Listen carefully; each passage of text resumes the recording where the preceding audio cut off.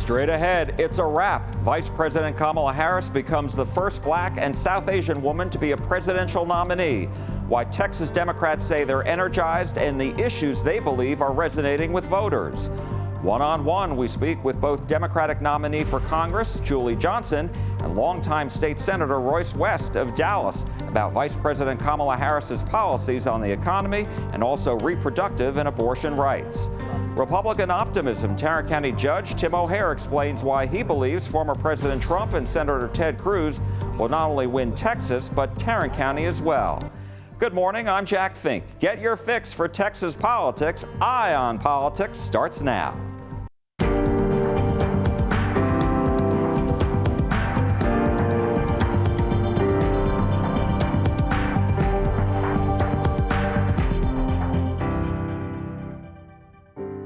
Hello and welcome to Eye on Politics. Hope your Sunday is off to a great start. It's the moment the Democrats say has energized them. Vice President Kamala Harris accepting her party's nomination for president. She laid out her vision for the next 4 years and said she wants to move past the divisiveness and unite the country. I know there are people of various political views watching tonight, and I want you to know I promise to be a president for all Americans. You can always trust me to put country above party and self, to hold sacred America's fundamental principles, from the rule of law to free and fair elections to the peaceful transfer of power. She also advocated for reproductive or abortion rights and for lowering costs for food, medicine, and housing for Americans after inflation rose to record levels during the Biden-Harris administration 2 years ago. While inflation has now subsided, polls show a majority of Americans are still unhappy with the high prices. On Wednesday night, her running mate, vice presidential nominee and Minnesota Governor Tim Walz, introduced himself to voters. The two-term governor has been praised by Democrats and criticized by Republicans for the progressive agenda he passed last year, providing free health care for lower-income families, including those who are in the U.S. illegally, protecting trans patients seeking gender-affirming care and their doctors, and raising capital gains taxes on the wealthy. Before being elected governor, he was a congressman who got into politics after teaching and coaching high school football. He spoke about his decision to run for public office. There I was, a 40-something high school teacher with little kids, zero political experience, and no money, running in a deep red district. But you know what? Never underestimate a public school teacher. Never. I represented my neighbors in Congress for 12 years, and I learned an awful lot. I learned how to work across the aisle. The convention began Monday with President Biden symbolically passing the political torch to Vice President Kamala Harris, 1 month after he announced he would not run for re-election and instead back her. The president said democracy was on the line in 2020 and is again this November. I stand before you now on this August night to report that democracy has prevailed. Democracy has delivered. And now democracy must be preserved. We spoke with Texas House member and Democratic nominee for the 32nd Congressional District, Julie Johnson, about her thoughts on the vice president's speech and the issues resonating with Democrats. I thought her speech was fantastic. This is my 4th Democratic convention to attend. It was by far the most concise, powerful, energetic, purposeful speech I think I've ever heard at a convention. And the convention energy, Jack, has been off the chart. I mean, Democrats are fired up. I thought this convention was flawless. And the message, the energy, just the whole thing, the speakers, the program. So what message do you think is going to resonate most with voters back in Texas? Well, I think a lot of the messages, but freedom for sure. I mean, Texas, we all value our freedom in Texas. You know, we're an independent bunch. We like to control our own business. I think Coach Walls says it best, mind your own damn business. And, I think Texans really embrace those messages. And unfortunately, Greg Abbott and the Republicans in Texas have sought to really interject government into our personal freedoms, take over our bedrooms, take over all kinds of things, our rights to control our health care. And Texans don't like it. Why do you think that's the case? Because in 2022, we did not see that. And that was right after the Supreme Court had overturned Roe v. Wade. So what's changed now? Do you think? Well, I think for one, I believe it because that's what voters tell me. I just came off a very competitive, aggressive primary, and I knocked a lot of doors and I talked to thousands of voters. And that reproductive access, the right for women to control when and by whom and how they have a family, is paramount. It was the number one issue in my primary. And I think also what we're seeing is we've had a couple more years to see the really devastating and harmful effects of Greg Abbott's and the Republicans' legislation trying to attack women. We've had Kate Cox, we've had other stories that have really come out that have highlighted the absolutely devastating consequences that this legislation has put on women. So let's talk about the economy. Many economists blamed the spending back in 2021 for the record levels of inflation in 2022. Obviously, inflation has come down. A lot of people, according to the polls, are still very unhappy about the high prices. So why do you think that Texans, Americans should trust the Democrats to see this through and lower the cost for people? Well, the Democrats, Joe Biden has led our country through some very tumultuous times. We dealt with the inflationary prices. Inflation is now down at its all-time low that it's been since, due to the economic policies of the infrastructure bill and Build Back Better and everything else that he's done. And so, unfortunately, inflationary periods are cycles, and that started under the Trump administration and Trump's policies. Republicans obviously are going to feel differently about it, but so does the public, according to the polls. So how do you convince the public that Kamala Harris would be the better choice than Donald Trump? Well, I think it's just the facts and messaging. It's just like what we've said. Kamala Harris has a very aggressive economic plan to try to reach the middle class and lift the middle class up. Donald Trump's plan has always been top down. It's all been about himself and the very top echelon of wealth in this country. That's what Donald Trump did. And under Joe Biden, that gap has narrowed, but we still have work to do. And that's why we need to elect Kamala Harris. There's a new Texas poll out by the University of Houston and Texas Southern University about the two big races in our state. In the presidential race, former President Donald Trump leads the vice president by just about 5 percentage points, 49.5% to 44.6%. Independent presidential candidate Robert F. Kennedy Jr. at 2%. And then the U.S. Senate race, the same poll shows Senator Cruz ahead of Congressman Allred by just 2 percentage points with a 46.5 to 44.5% margin. And that is within the margin of error. Congressman Allred addressed the thousands of delegates on the final night of the Democratic National Convention, but he wasn't the only member from North Texas who had a key speaking slot. So did Dallas Congresswoman Jasmine Crockett. First, we'll hear from Congressman Allred. We will protect and restore reproductive freedom. We will secure the border. We'll protect Medicare and Social Security. And we'll turn the page and write a new chapter for this country. And elect Kamala Harris to be the next president and beat Ted Cruz. She's lived the American dream while he's been America's nightmare. America, looking at the two choices before you, who would you hire? Donald Trump or Kamala Harris?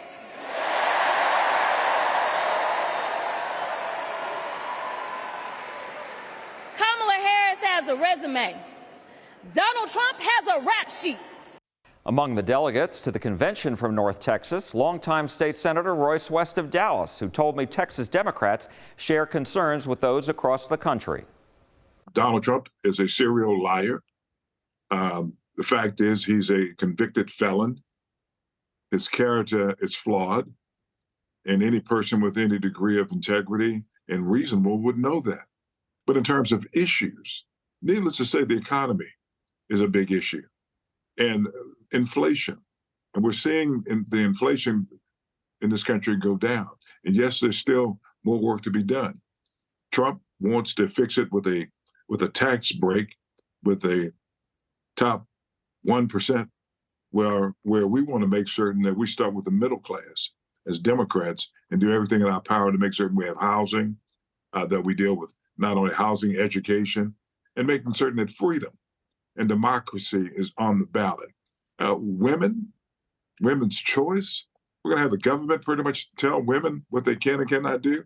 And for people that are listening to this, I'm hoping that it resonates with you.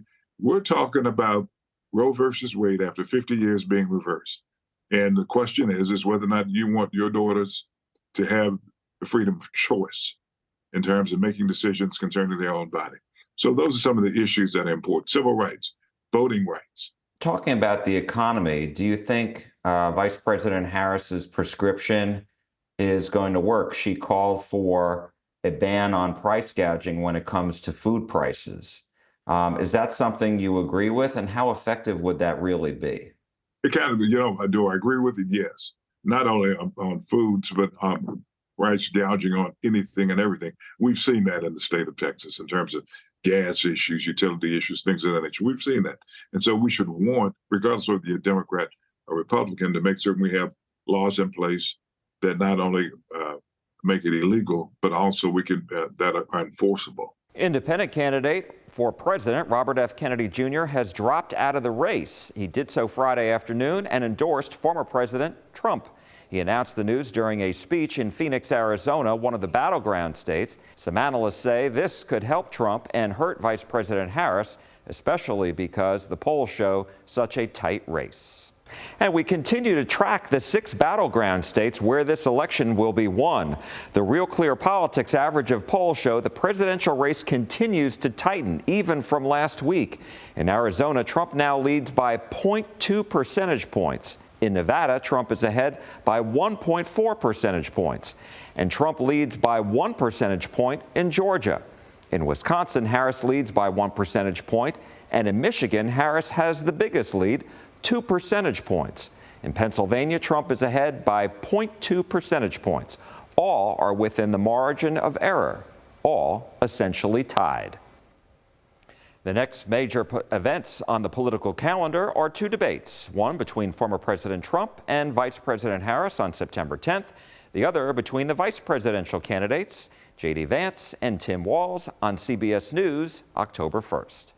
And coming up, as former President Trump and his running mate, J.D. Vance, continue to make their case for voters, Republicans in Tarrant County are working hard for victory. Tarrant County Judge Tim O'Hare tells us why he's optimistic about November when Eye on Politics comes right back.